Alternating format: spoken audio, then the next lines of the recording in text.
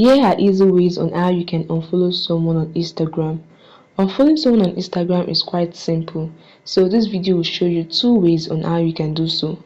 Alright, so on your Instagram account, use the search bar to search for the username of the person you want to unfollow.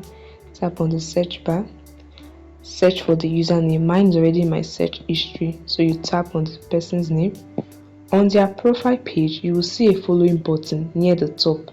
Tap on it and a menu will appear. Select unfollow, and this way you have unfollowed this person on Instagram.